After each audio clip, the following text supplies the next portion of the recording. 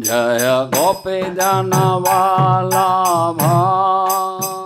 गिरिवर धारी।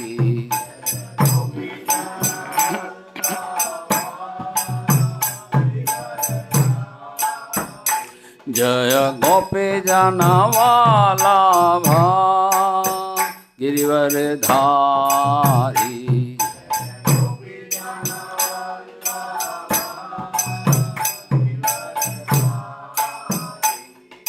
यशोदानंदन ब्रज जना रांझना।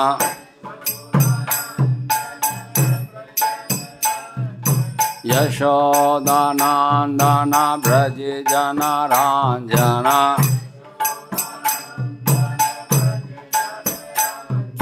यशोदानंदन ब्रज जना रांझना।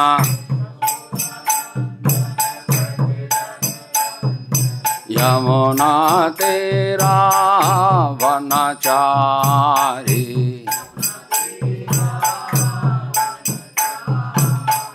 यमुना तेरा वनचारी।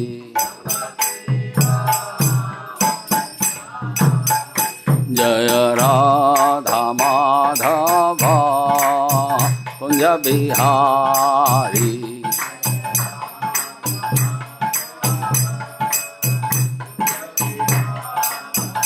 हरे कृष्णा कृष्णा कृष्णा हरे हरे, हरे राम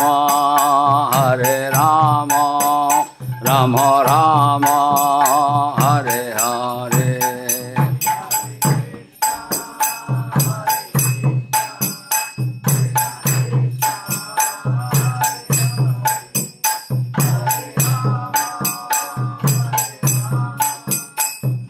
हरे कृष्णा कृष्णा कृष्णा हरे हरे, हरे राम राम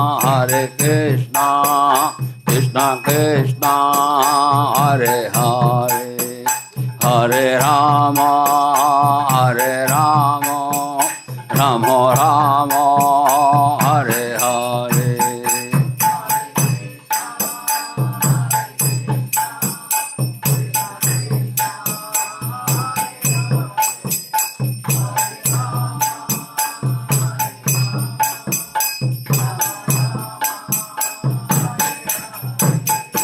हरे कृष्णा कृष्णा कृष्णा हरे हरे, हरे राम राम राम हरे हरे।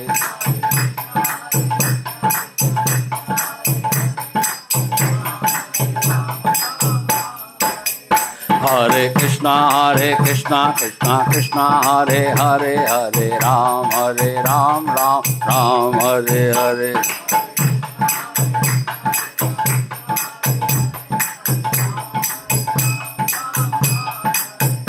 हरे कृष्णा कृष्णा कृष्णा हरे हरे, हरे राम राम राम हरे हरे।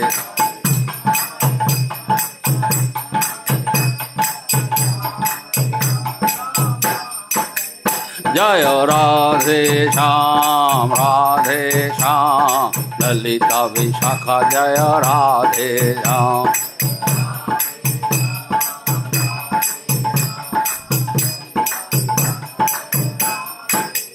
जय कृष्ण बलराम जय वृंदावन धाम।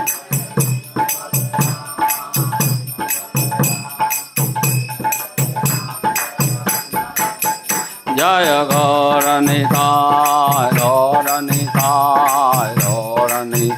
जय गौर निताय।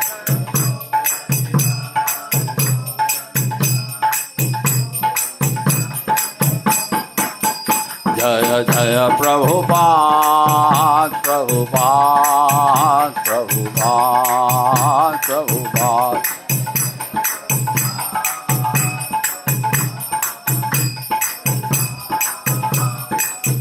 निताय गौर हरि बोल हरि बोल हरि बोल हरि बोल।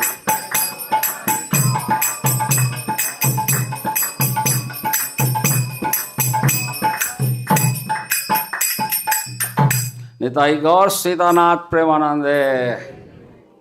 जय नित्य लीला प्रविष्टों विष्णुपाद परमहंस परकाचार्य अष्टोत्तर कृष्ण कृपा मूर्ति अभय चरणारविंद भक्ति वेदांत स्वामी शिल प्रभुपाद की जय। नित्य लीला प्रविष्टों विष्णुपाद परमहंस परकाचार्य अष्टोत्तर शिल भक्ति सिद्धांत सरस्वती ठाकुर प्रभुपाद महाराज की अनंत कोटि वैष्णव भक्तविंद की नामाचार्य शीलादास ठाकुर की प्रेम से गौ श्री कृष्ण चैतन्य प्रभु नित्यानंदा श्री अद्वैत गदाधर श्रीवासादि गौर भक्तविंद की श्री श्री राधा कृष्ण गोप गोपीनाथ श्याम कुंड राधा कुंड गिरी गोवर्धन की जय। ब्रजभूमि श्री वृंदावन धाम की जय।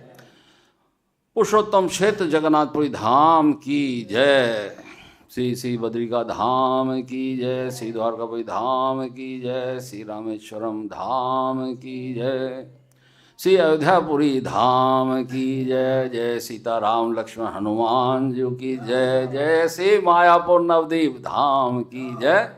श्री गंगा माई की जय। यमुना माई की जय। भक्ति देवी की जय। तुलसी महारानी की जय। युगधम हरिनाम संकीर्तन की जय। हरे कृष्ण महामंत्र की जय।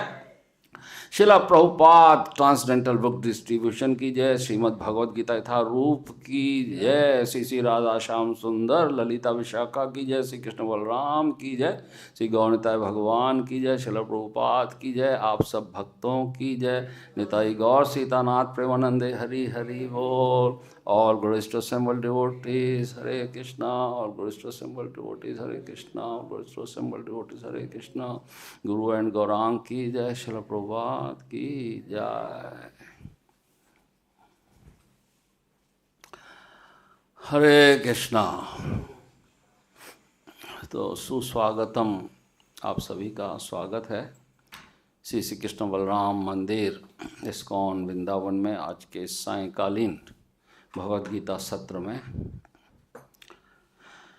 भगवद गीता श्रीमद् भगवद गीता यथा रूप का आज हम अध्याय 6 ध्यान योग और आज का श्लोक संख्या रहेगा 24। तो सबसे पहले सर्वप्रथम मंगलाचरण करते हैं। आप सभी हमारे साथ हाथ जोड़िएगा। गुरुवे गौरचंद्राय राधिकाय तदालये कृष्णाय कृष्णभक्ताय तद्भक्ताय नमो नमः। ॐ अज्ञानतिमिरान्धस्य ज्ञानाञ्जनशलाकया चक्षुरुन्मीलितं येन तस्मै श्रीगुरुवे नमः।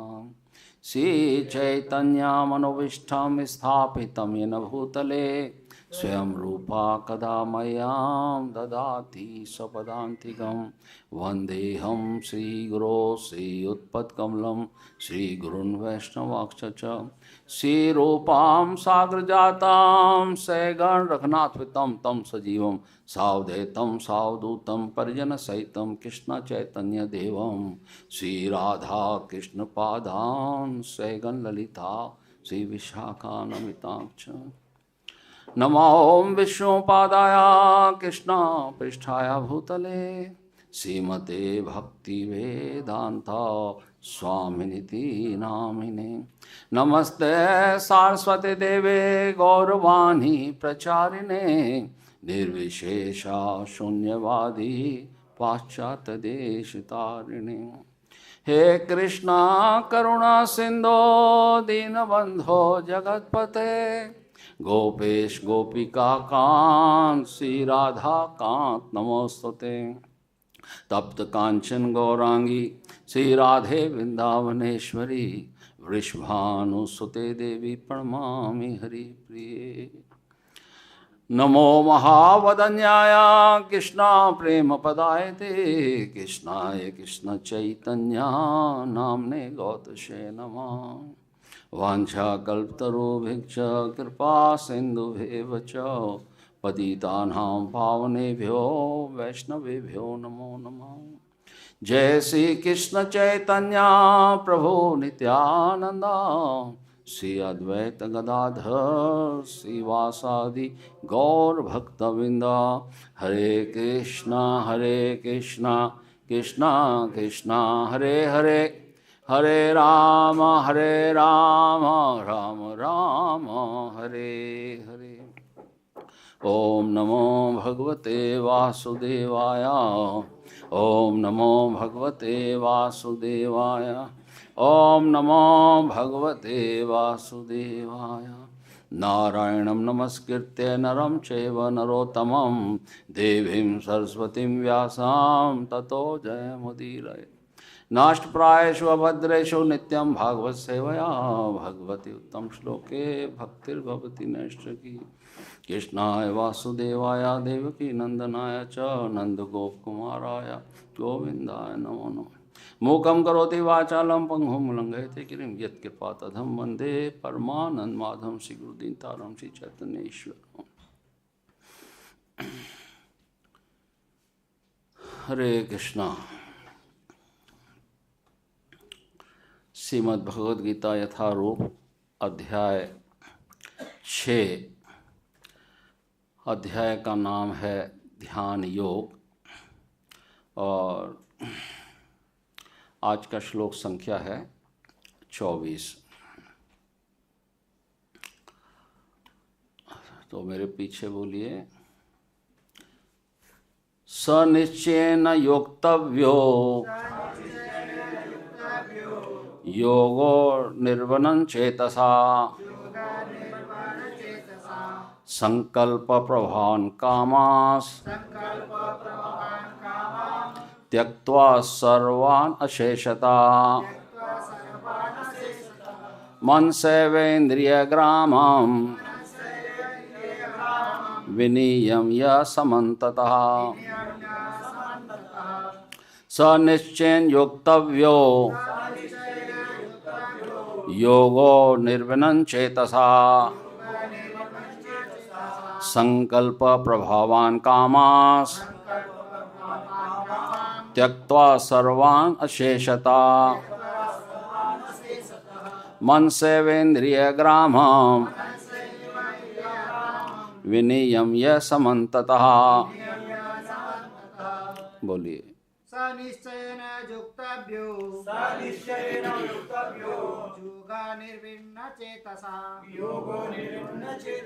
संकल्प प्रभवान् कामाम् त्यक्त्वा सर्वान् अशेषता मनसैव इन्द्रियग्रामं विनियम्य समन्ततः सनिश्चयेन युक्तव्यो योगो निर्वन्न चेतसा संकल्प प्रभावान् कामान् त्यक्त्वा सर्वान् अशेषतः मनसैव इन्द्रियग्रामं विनियम्य समन्ततः सनिश्चयेन योक्तव्यो योगो निर्विण्ण चेतसा संकल्प प्रभावान् कामान् त्यक्त्वा सर्वान् अशेषतः मनसैव इन्द्रियग्रामं विनियम्य समन्ततः सनिश्चयेन योक्तव्यो योगो निर्वनं चेतसा संकल्प प्रभावान् कामास् त्यक्त्वा सर्वान् अशेषता मनसैवेन्द्रियग्रामं विनियम्य समन्ततः सनिश्चयेन युक्तव्यो योगा निर्विण्ण चेतसा संकल्प प्रभावान् कामान् त्यक्त्वा सर्वान् अशेषतः मनसैवेन्द्रियग्रामं विनियम्य समन्ततः सनिश्चयेन योक्तव्यो योगो निर्वनं चेतसा संकल्प प्रभावान् कामात् त्यक्त्वा सर्वान् शेषतः मनसैव इन्द्रियाणां विनियम्य सनित्ययुक्तव्यो योगानिर्विण्णचेतसा संकल्पभवान् कामान् त्यक्त्वा सर्वान् शेषतः मनसेन्द्रिय ग्रामं विनियम्य समन्तथा। चलिए शब्दार्थ करते हैं। शब्दार्थ, अनुवाद और तात्पर्य श्रील प्रभुपाद के द्वारा श्रील प्रभुपाद की। स उस निश्चयेन दृढ़ विश्वास के साथ योगतव्य अवश्य अभ्यास करें। योग योग पद्धति अनिविरनन चेतसा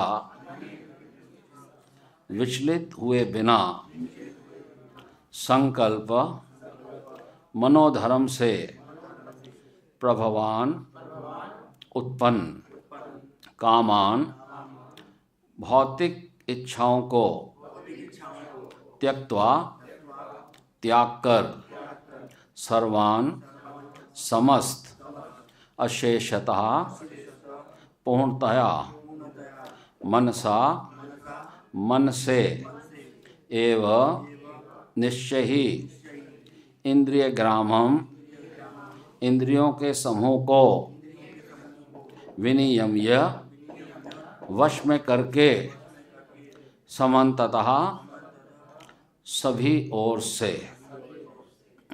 अनुवाद।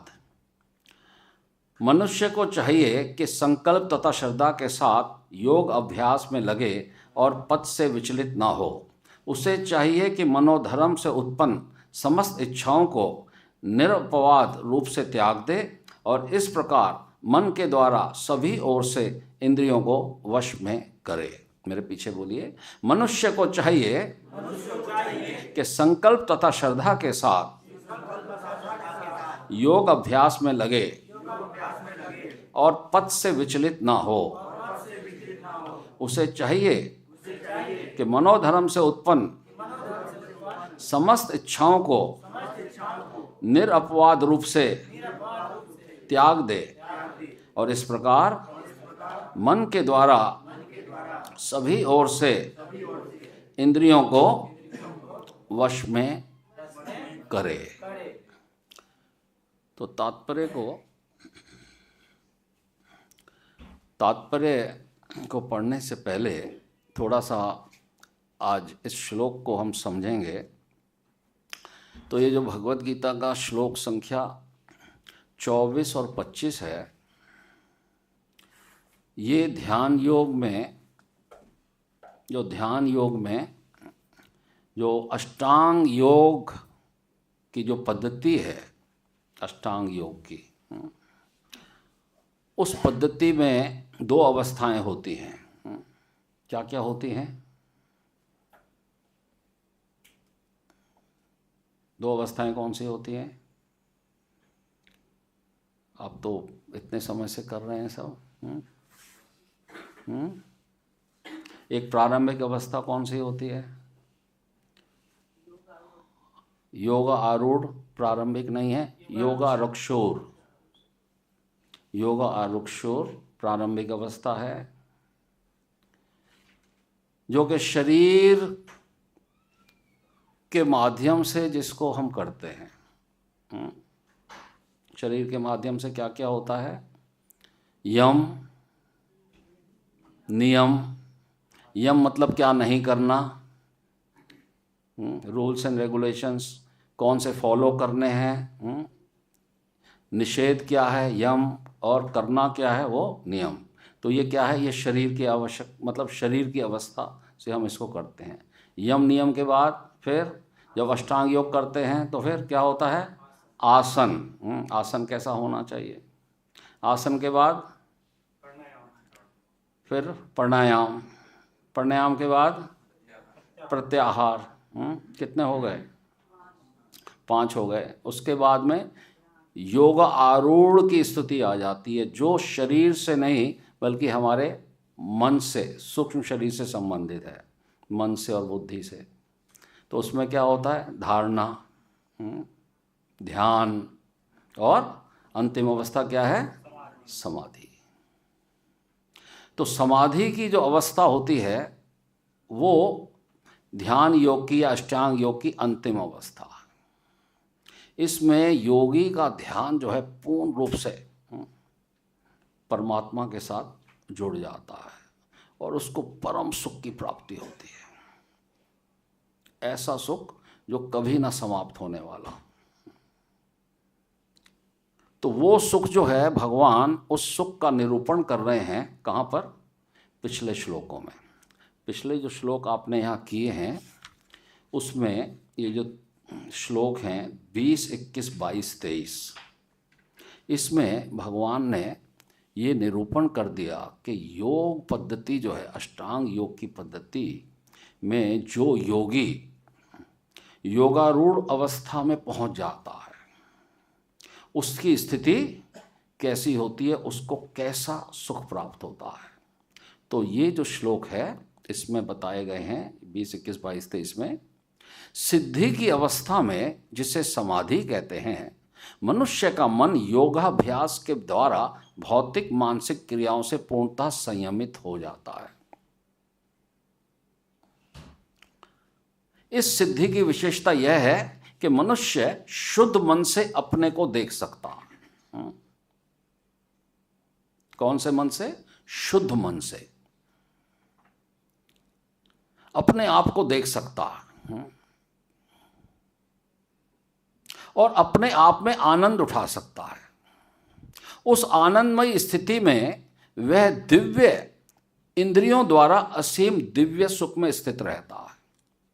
अब यहाँ बहुत ही महत्वपूर्ण बात है कि एक तो शुद्ध मन से अपने आप को देख सकता है ना। अभी हमारा मन कैसा है?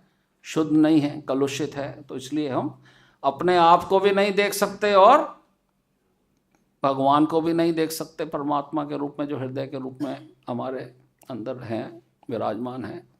तो जब योगी इस अवस्था में पहुंच जाता है, समाधि की अवस्था में, वो अपने आप को देखता है और साथ में चतुर्भुज रूप में भगवान के भी दर्शन करता है। योगी चतुर्भुज रूप में भगवान के दर्शन करता है, ठीक है, जो उसके हृदय में विराजमान रहते हैं।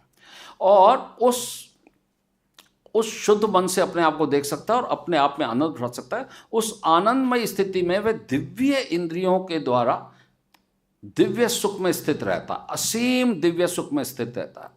अब दिव्य इंद्रियां क्या होती हैं? दिव्य इंद्रियां क्या होती हैं? तो यहां पर इस बात को हम समझेंगे कि जो हमारी इंद्रियां हैं, इन इंद्रियों के अलावा हमारी जो आत्मा है उसकी भी इंद्रियां होती हैं, जिसको दिव्य इंद्रियां कहते हैं। अभी तक तो हम अपनी इंद्रियों के माध्यम से ही कार्य करते हैं, जो भी सुख और दुख का भोग करते हैं, लेकिन इस इंद्रियों के अलावा इंद्रियां आत्मा की भी होती हैं और आत्मा का मन भी होता है, शुद्ध मन। और आत्मा का शरीर भी होता है, आत्मा का भी शरीर होता है। तो इस बात को, तो उस आनंदमय स्थिति में वह दिव्य इंद्रियों द्वारा असीम दिव्य सुख में स्थित रहता है। उस आनंदमय स्थिति, कौन सी आनंदमय स्थिति? समाधि, धारणा, ध्यान और समाधि। समाधि की स्थिति में उसको दिव्य सुख प्राप्त होता है दिव्य इंद्रियों के द्वारा।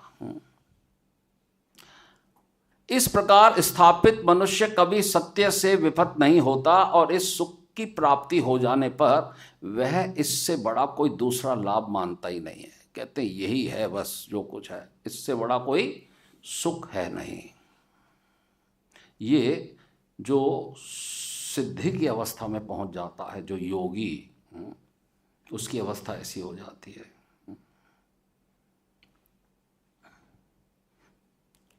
जैसे ध्रुव महाराज, वो ऐसी योग उन्होंने तपस्या करी कि उनको साक्षात भगवान दर्शन दे रहे थे चतुर्भुज रूप में, अपने हृदय में चतुर्भुज रूप में भगवान दर्शन दे रहे थे। भगवान सामने आके प्रकट हो गए, लेकिन वो आंखें नहीं खोली, उनको अंदर से ही आनंद आ रहा था। फिर भगवान ने जब उनको स्पर्श किया या अपने उस रूप को भगवान ने अप्रकट कर दिया जो हृदय में जिसके वो दर्शन कर रहे थे, तो एक झटपटा करके उन्होंने आंखें खोली कि ये क्या हो गया, और सामने वही जो अंदर हृदय में भगवान के दर्शन कर रहे थे चतुर्भुज रूप में, सामने भगवान खड़े हैं। इसी प्रकार से नारद मुनि जब वो बैठे थे तो भगवान ने उनको दर्शन दिए थे, और फिर वो उस दर्शन को पुनः प्राप्त करने के लिए उन्होंने बहुत प्रयास किया, लेकिन फिर आकाशवाणी हुई कि हे नारद, इस जीवन में आपको पुनः मेरे दर्शन नहीं प्राप्त होंगे, अगले जीवन में तुम मेरे पार्षद बनोगे। तो ये जो स्थिति है, ये योगियों की सर्वश्रेष्ठ स्थिति होती है जब वो भगवान का स्मरण करते हैं या ध्यान करते हैं, जब समाधि की स्थिति में आ जाते हैं। तो यहाँ पर कह रहे हैं कि उस आनंदमय स्थिति में वह दिव्य इंद्रियों द्वारा असीम दिव्य सुख में स्थित रहता है। इस प्रकार स्थापित मनुष्य कभी सत्य से विपत नहीं होता। इस सुख की प्राप्ति हो जाने पर वह इससे बड़ा कोई दूसरा लाभ नहीं मानता। ऐसी स्थिति को पाकर मनुष्य बड़ी से बड़ी कठिनाई में भी विचलित नहीं होता। यह संदेह भौतिक संसर्ग से उत्पन्न होने वाले समस्त दुखों से वास्तविक मुक्ति है। अब यहाँ तो ये बात आ गई, भगवान ने इस बात को यहाँ पर निरूपण कर दिया कि क्या स्थिति होती है सुख की, जिसको ये अवस्था प्राप्त हो जाती है। और ये सुख की अवस्था जो है, ये कैसे प्राप्त होती है, इसकी विधि क्या है, इस अवस्था को क्या ये बहुत शीघ्र प्राप्त हो जाती है योगियों को, कैसे प्राप्त होती है, उसका जो है आज का श्लोक 24वां श्लोक जो है, इसमें भगवान बता रहे हैं कि ये अवस्था कैसे प्राप्त होती है। तो इसमें कहते हैं कि ये अवस्था तब प्राप्त होगी कि मनुष्य को चाहिए कि संकल्प तथा श्रद्धा के साथ योग अभ्यास में लगे। योग अभ्यास में लगे कैसे? पूर्ण निश्चयन, सनिश्चयन योक्तव्यो, दृढ़ विश्वास के साथ, दृढ़ विश्वास के साथ योग अभ्यास में लगे और पथ से विचलित ना हो। योगो निर्वनन अचेतसा, योगो निर्वनन चेतसा, बिना विचलित हुए बिना इस मार्ग को वो पकड़ ले और बिल्कुल संकल्प ले ले कि इस मार्ग को मैं किसी भी परिस्थिति में छोड़ूंगा नहीं, विचलित नहीं होना है। फिर कहते हैं संकल्प प्रभावान कामास त्यक्त्वा सर्वान अशेषता। और संकल्प का मतलब यहां पर लिखा है मनोधर्म। मनोधर्म से उत्पन्न संकल्प प्रभावान, प्रभावान का मतलब उत्पन्न, कामास, जो मन से हमारी कामनाएं उत्पन्न होती हैं, उसको समस्त यानी संपूर्ण रूप से और पूर्णता, यहां पर दो शब्दों का प्रयोग कर रहे हैं भगवान, सर्वान और अशेषता, यानी सब पूर्ण रूप से, और कोई भी भौतिक इच्छा यानी मनोधर्म से उत्पन्न होने वाली कोई भी भौतिक इच्छा शेष नहीं रह जानी चाहिए। अगर कोई भी एक इच्छा शेष है तो फिर हम उस अवस्था को प्राप्त नहीं कर सकते, जो पिछले श्लोक में बताया गया है, योगा आरूढ़ अवस्था, जिसको प्राप्त करने के बाद असीम सुख, अनंत सुख की प्राप्ति योगी करता है। तो यहां कह रहे हैं संकल्प प्रभावान कामास त्यक्त्वा सर्वान अशेषता मनसे व इंद्रिय ग्रामम विनियम्य समन्तता। मन से व इंद्रिय ग्रामम मतलब जो इंद्रियों का जो समूह है, हमारे शरीर में जो इंद्रियों का समूह है उसको वश में करके, इंद्रियां और मन इसको वश में करके सभी ओर से, तब ये योगी की अवस्था होती है कि योगी जो है उस अवस्था को प्राप्त करता है। तो क्या क्या बातें हो गई इसमें? तो सबसे पहले तो निश्चय होना चाहिए, दृढ़ निश्चय होना चाहिए कि जो मैंने इस मार्ग को पकड़ा है, मैं किसी भी कीमत पे इस मार्ग को छोड़ूंगा नहीं, कुछ भी हो जाए इस पद से मैं विचलित नहीं होऊंगा। और जो मनोधर्म से जो कामनाएं मन में उत्पन्न होती हैं, जो मेरे मन में कामनाएं उत्पन्न होती है, उसको पूर्ण रूप से त्याग दूंगा और इंद्रियों को वश में कर लूँगा।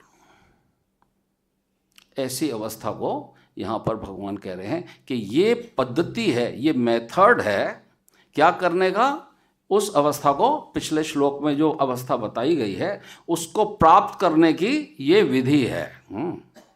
मतलब जैसे अभिधेय कहते हैं ना, संबंध, अभिधेय और प्रयोजन। तो प्रयोजन को प्राप्त करने के लिए अभिधेय, प्रोसेस क्या प्रोसेस करें, कैसे समाधि में कैसे स्थित हों, तो ये बताया गया है कि ये विधि है। तो अब थोड़ा समझेंगे कि प्रभुपाद ने इस बारे में क्या बताया है।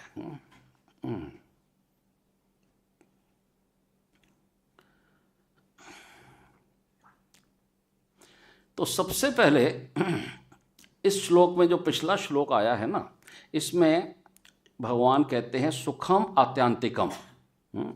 अभी हमने संस्कृत का श्लोक नहीं पढ़े उसमें, जिसमें ये लिखा है सुखम आत्यांतिकम यत्तद् बुद्धिर्ग्राह्यम अतीन्द्रियम वेति यत्र न चैवायम स्थित चलति तत्वतः।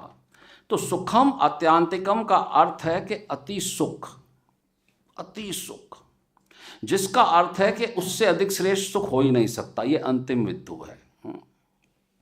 और इस सुख को प्राप्त करने का, इस सुख को कैसे प्राप्त किया जाए उसको अभी हम इन जो हमारी ये जो इंद्रियां हैं इससे हम इसको रियलाइज नहीं कर सकते।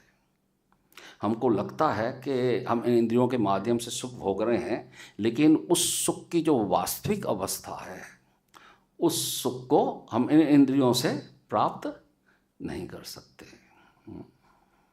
तो इसका उदाहरण देते हुए प्रभुपाद समझाते हैं कि जैसे त्वचा है, अब त्वचा स्पर्श चाहती है। त्वचा क्या चाहती है? कोमल स्पर्श चाहती है। कोमल स्पर्श से त्वचा को क्या मिलता है?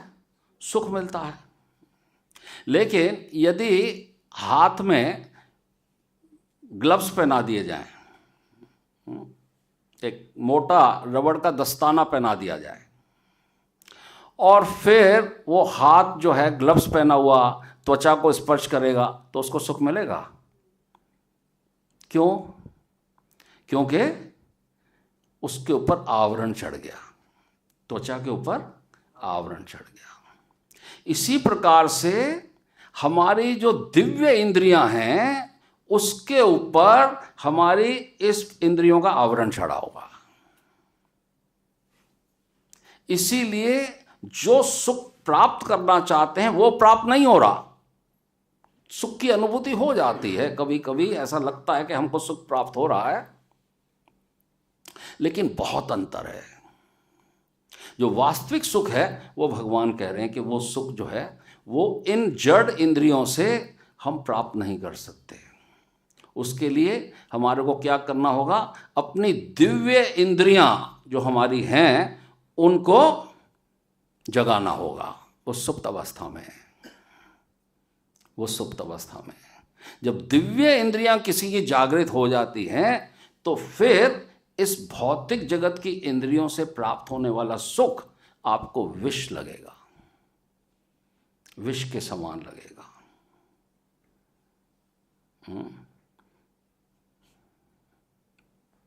तो प्रभुपाद कहते हैं कि भौतिकवादी व्यक्ति जो है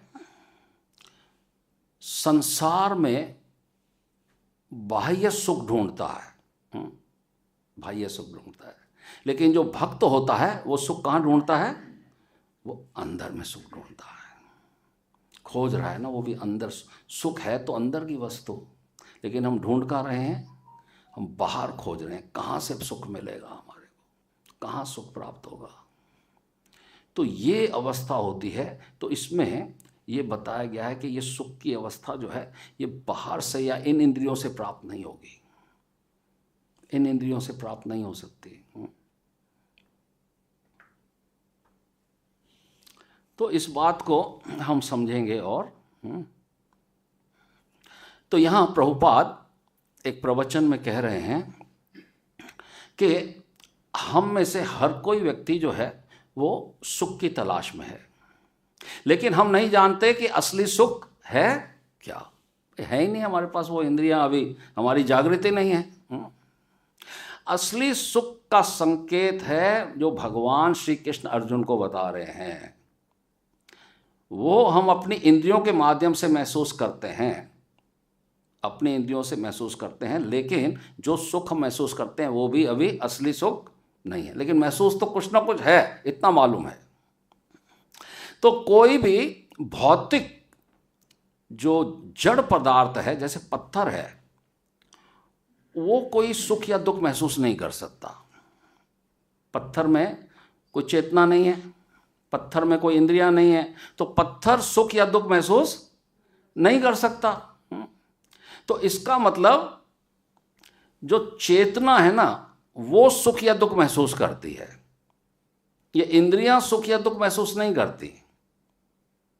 या इंद्रियों से हम समझें कि ये इंद्रियां सुख और दुख महसूस कर रही हैं, या शरीर के जो इंद्रियों के माध्यम से हम जो है इंद्रियां सुख भोग रही हैं, तो प्रभुपाद इसका खंडन करते हैं। प्रभुपाद कहते हैं कि ये चेतना जो है सुख और दुख का भोग करती है, पेड़ों की तरह। जैसे पेड़ होते हैं ना, तो पेड़ों में भी चेतना होती है, लेकिन पेड़ जो है जब सड़क पे खड़े रहते हैं तो उनको कोई कष्ट महसूस नहीं होता। खड़े हैं, सालों से खड़े हैं, बारिश हो रही है, आंधी हो रही है, गर्मी हो रही है, सर्दी हो रही है, खड़े हैं। तो यदि मान लीजिए कि किसी व्यक्ति को 3 दिन के लिए एक स्थान पर पेड़ की तरह खड़ा कर दिया जाए, तो उसकी स्थिति कैसी हो जाएगी? बहुत कष्टदायक हो जाएगी। वो उस स्थिति में खड़ा नहीं रह सकता, लेकिन पेड़ खड़ा है। तो क्या अंतर है? उसमें भी जीवात्मा है और मनुष्य में भी जीवात्मा है। तो फिर अंतर क्या है? अंतर यह है कि उसकी पेड़ की जो जीवात्मा है, वो चेतना जो है उसकी वो विकसित नहीं है, अविकसित है। मनुष्य की जो चेतना है वो विकसित है, इसीलिए वो सुख और दुख का अनुभव अधिक करता है। तो यहाँ पर बताया जा रहा है कि जैसे सुख और दुख है ना, ये जीवात्मा के अलग अलग योनियां हैं, अलग अलग योनियां हैं, तो उसमें उनके सुख और दुख की अनुभूति अलग अलग होती है। जैसे पशु है, अब पशु जो है एक कसाई घर में है।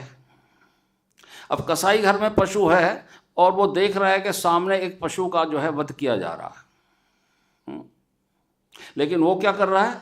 वो घास खा रहा है। उसे नहीं पता कि अगला नंबर मेरा आने वाला है। क्यों? क्योंकि उसकी जो है चेतना विकसित नहीं है। उसको दुख का अनुभव भी नहीं हो रहा कि मेरे साथ अभी ये होने वाला है ना। अगर उसकी जगह मनुष्य हो तो उसकी हवा खराब हो जाए। उसको दुख का अनुभव भी नहीं हो रहा पशु को, और सुख का अनुभव भी नहीं होता उसको। जब कटेगा गर्दन तब देखी जाएगी, उससे पहले वो घास खाने में वो मस्त है। तो ये स्थिति है यहाँ पर कि विभिन्न प्रकार की जो है योनियां हैं, और उनके सुख और दुख महसूस करने के मानक भी अलग अलग होते हैं। तो यहाँ पर सुखम आत्यात्मिकम यत्तद बुद्धि ग्राह्यम अति इंद्रियम भूये ग्राह्यम अति इंद्रियम, यानी हमें सुख या दुख को अनुभव करने के लिए बुद्धि की आवश्यकता।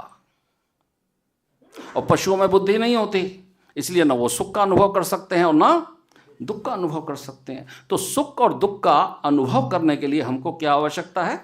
बुद्धि की आवश्यकता है, जो कि यहाँ पर बताया गया है पिछले वाले श्लोक में कि बुद्धि ग्राह्यम अति इंद्रियम। तो बुद्धि के बिना जो है हम सुख और दुख का अनुभव नहीं कर सकते।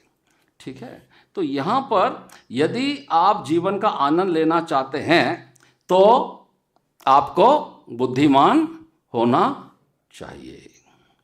जानवरों की तरह वे पर्याप्त बुद्धिमान नहीं है, इसलिए वे मनुष्यों की तरह आनंद नहीं ले सकते।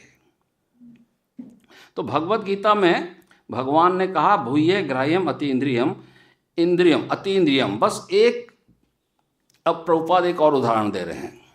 प्रभुपाद कह रहे हैं कि जैसे एक मृत व्यक्ति का उदाहरण लें। अब मृत व्यक्ति का जो है हाथ, नाक, ज्ञानेंद्रियां सब कुछ है, लेकिन वो आनंद नहीं ले सकता। मृत व्यक्ति आनंद नहीं ले सकता। मृत शरीर जो है वो आनंद क्यों नहीं ले सकता?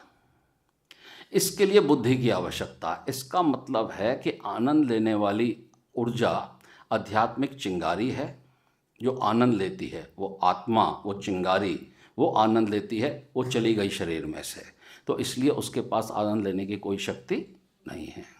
फिर यदि हम बुद्धि के साथ आगे बढ़ते हैं, बुद्धि के साथ हम आगे बढ़ते हैं, हमको बुद्धि चाहिए सुख प्राप्त करने के लिए, उसके साथ हम आगे बढ़ेंगे तो आप समझेंगे कि वास्तव में शरीर आनंद नहीं ले रहा, बल्कि वह छोटी सी चिंगारी, आध्यात्मिक चिंगारी आनंद ले रही थी। इसके लिए बुद्धि की आवश्यकता है। तो आनंद लेने वाला जो है वो आत्मा है, आध्यात्मिक चिंगारी है जो आनंद लेता है। मृत शरीर के लिए आनंद कहाँ है? आनंद जो लेने वाला है वो आत्मा है। तो इस प्रकार से प्रभुपाद जो है चैतन्य चरितामृत का एक प्यार का भी जो है उदाहरण देते हैं। रमन्ते योगिना अनंते सत्यानंदे सीध आत्मनि। परम सत्य को राम इसलिए कहा जाता है क्योंकि अध्यात्मवादी लोग आध्यात्मिक अस्तित्व के असीमित सच्चे आनंद में आनंद लेते हैं। रमन्ते योगिना। तो वास्तविक सुख जो है समझने के लिए हमारे को प्रभुपाद एक और उदाहरण देते हैं। प्रभुपाद कहते हैं कि एक व्यक्ति जो है उसने अपने दोस्त को सलाह दी कि तुम जाओ बाजार में और गन्ना चबाओ, गन्ने में बहुत रस होता है, बहुत मिठास होता है गन्ने में, बहुत मीठा है। तो जिस दोस्त को गन्ना चबाने की सलाह दी गई थी उसे कोई अनुभव नहीं था कि गन्ना क्या होता है। तो उसने अपने दोस्त से पूछा गन्ना क्या है? दोस्त ने सुझाव दिया ये एक बांस के लट्ठे की तरह होता है। तो फिर उसने क्या किया, उस मूर्ख आदमी ने हर प्रकार के बांस के लट्ठे को चबाना और शुरू कर दिया कि इसमें से रस निकलेगा, इसमें से निकलेगा, इसमें से रस निकलेगा। लेकिन रस बांस के लट्ठे में कहाँ रस हो सकता है? नहीं हो सकता। इसी प्रकार से हमारी जो भी यहाँ पर स्थिति है वो ऐसी है कि हम इस संसार में सुख ढूंढ रहे हैं, लेकिन वो सुख हमको इन इंद्रियों से प्राप्त नहीं हो सकता। या एक कथा आती है कि एक भिखारी था, पेशेवर भिखारी था। उसके दादा परदादा पुरखों से जो है उनका पेशा क्या था? भीख मांगने का था। और एक ही स्थान पे बैठ करके वो भीख मांगा करते थे।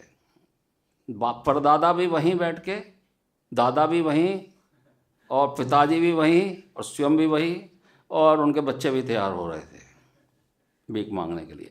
तो जगह उनकी निश्चित थी, स्थान निश्चित था, और एक बहुत बड़ा एक संदूक था। और संदूक ऐसा था जिसको सैकड़ों सालों से कोई खोला नहीं था किसी ने, और बिल्कुल जंग लगा हुआ, बिल्कुल एकदम मिट्टी से लथपथ था। कुछ जगह थी बैठने की, वो उसको इस्तेमाल कर रहे थे। और एक दफ़ा एक व्यक्ति उनके पास आए और उन्होंने उनसे पूछा कि भाई तुम ये सुबह से शाम तक भिक्षा मांगते हो, कितना कमा लेते हो?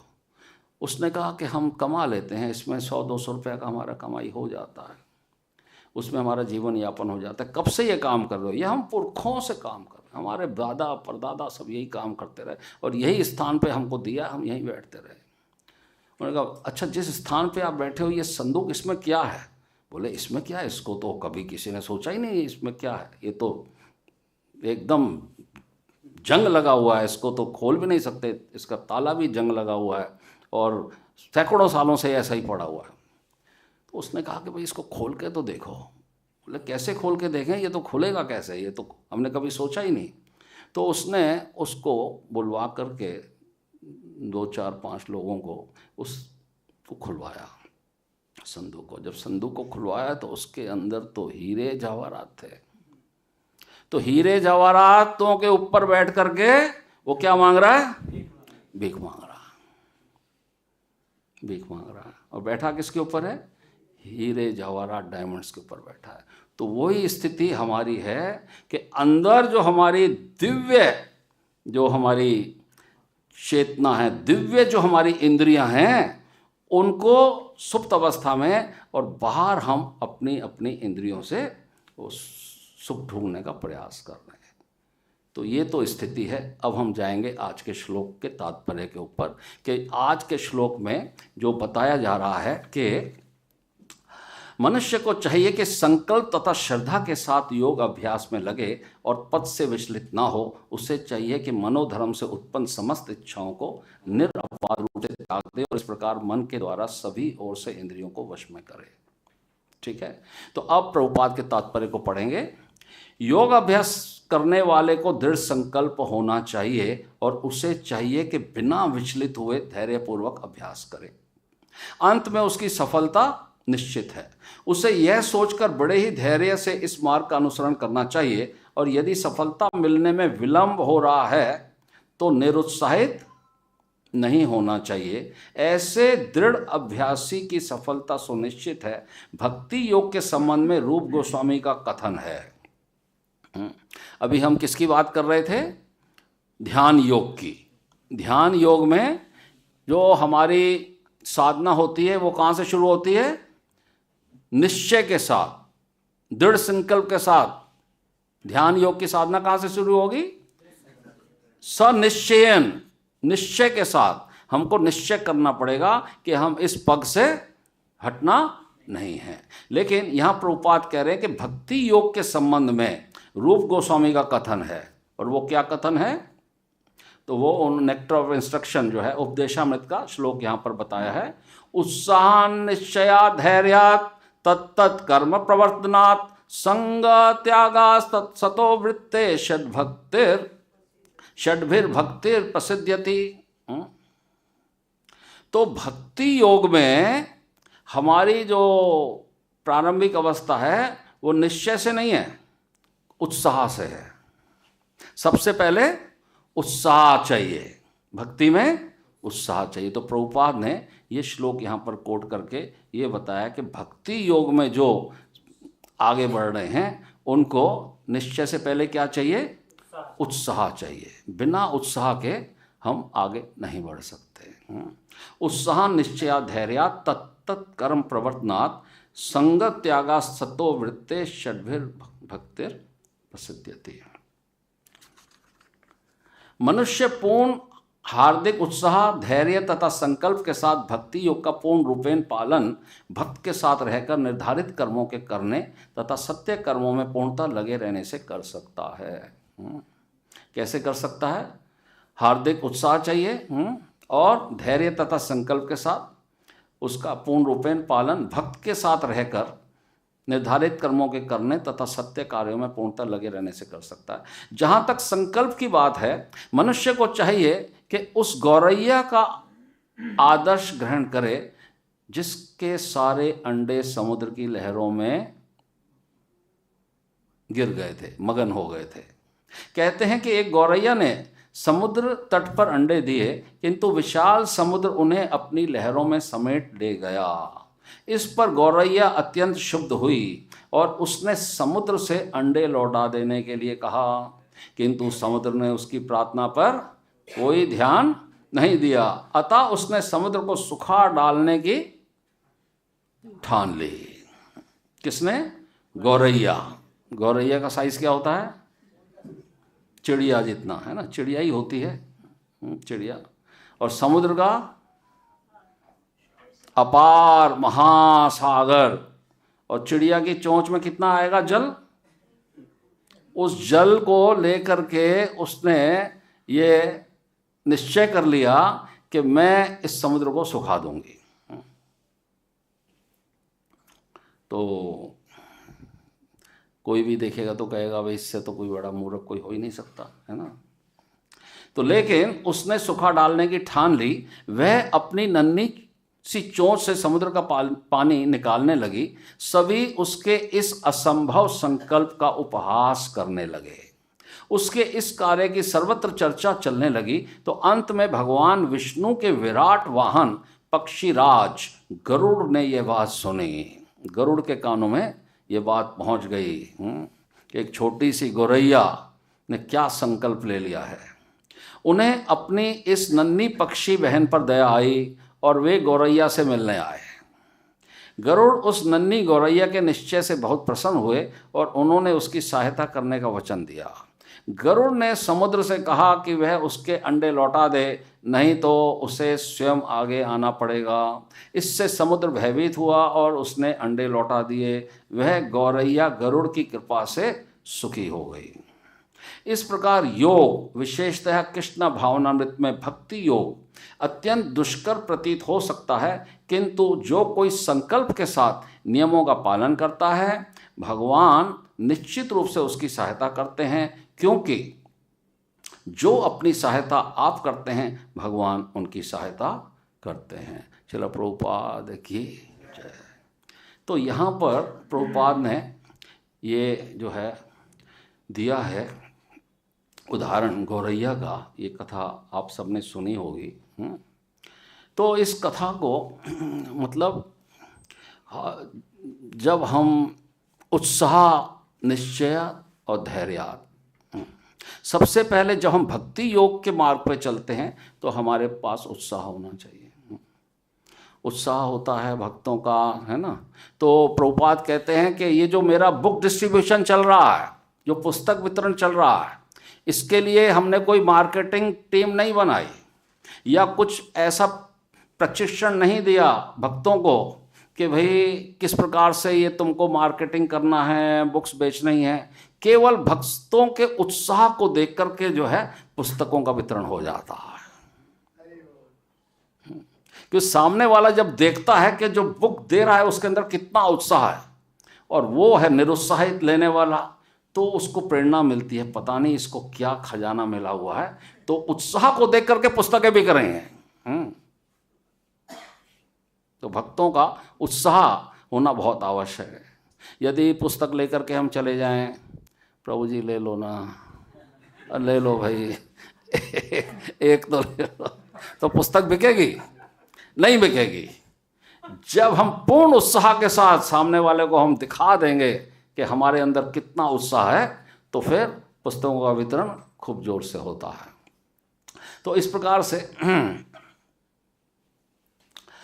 जैसे निश्चय कर लिया, उत्साह हो गया, उत्साह के साथ निश्चय। निश्चय में आप देखते हैं कि ध्रुव महाराज ने कैसे निश्चय कर लिया था, मैं भगवान को प्राप्त करके रहूँगा, और कैसे भगवान ने उनके निश्चय को देख करके नारद मुनि को उनके सामने प्रकट कर दिया, है कि नहीं। और इसके अलावा एक और कथा आती है कि कोढ़ के रोग से पीड़ित एक ब्राह्मण की पत्नी ने अपने पति को संतुष्ट करने के लिए एक वैश्या की सेवा करके खुद को सभी पवित्र महिलाओं में सर्वोच्च रूप में प्रकट किया। आदित्य पुराण, मार्कंडेय पुराण और पद्म पुराण में एक ऐसे ब्राह्मण के बारे में बताया गया है जो कुष्ठ रोग से पीड़ित था,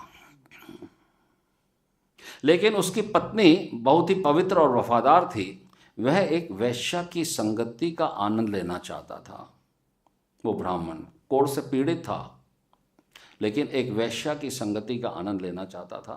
तो उसने बात अपनी पत्नी को बताया। और इसकी पत्नी उसके पास गई, वेश्या के पास, और उसकी दासी बन गई, बस उसका ध्यान अपनी ओर आकर्षित करने के लिए। जब वेश्या उसके साथ रहने के लिए तैयार हो गई तो पत्नी ने अपने कोढ़ी पति को अपने पास बुला लिया। जब उस कोढ़ी एक पापी ब्राह्मण पुत्र ने अपनी पत्नी की पवित्रता देखी तो उसने आखिरकार अपने पापी इरादों को त्याग दिया। हालांकि घर जाते समय उसने मार्कंडे ऋषि के शरीर को छुआ, जिसने श्राप दे दिया था। मार्कंडे ऋषि ने क्या दे दिया था? सूर्य उदय के समय, सूर्य उदय होते ही तुम्हारी मृत्यु हो जाएगी। ठोकर खा ली थी उसने, कोढ़ी के पैर से ठोकर लगी थी, तो मृत्यु हो जाएगी। अपनी पवित्रता के कारण वह महिला बहुत शक्तिशाली थी और उसने क्या निश्चय कर लिया? मैं सूर्य उदय ही नहीं होने दूंगी, सूर्य का उदय नहीं होगा। यदि सूर्य उदय होने से मेरे पति की मृत्यु होती है तो सूर्य उदय नहीं होगा। निश्चय कर लिया, जैसे गौरैया ने निश्चय कर लिया ना, मैं समुद्र को सुखा दूंगी। हमें लगता है कि ये तो बड़ी मूर्खता की बात है, लेकिन ये भी शास्त्र प्रमाण है कि स्त्री का इतना, उसका पतिव्रता थी, उसने निश्चय कर लिया कि मैं सूर्य नहीं उदय होने दूंगी। और फिर क्या हुआ? इसलिए जब उसने श्राप के बारे में सुना तो उसने सूर्य उदय को रोकने की कसम खाई। अपने पति की सेवा करने के उसके दृढ़ निश्चय के कारण ब्रह्मा, विष्णु और महेश्वर तीनों देवता बहुत प्रसन्न हुए और उन्होंने उसे वरदान दिया कि उसका पति ठीक हो जाएगा और पुनः जीवित हो जाएगा। तो यहाँ यह उदाहरण इस बात पर जोर देने के लिए दिया गया है कि भक्त को व्यक्तिगत उद्देश्यों के बिना केवल कृष्ण की संतुष्टि के लिए ही समर्पित होना चाहिए। इससे उसका जीवन सफल हो जाएगा। इसी प्रकार से एक समय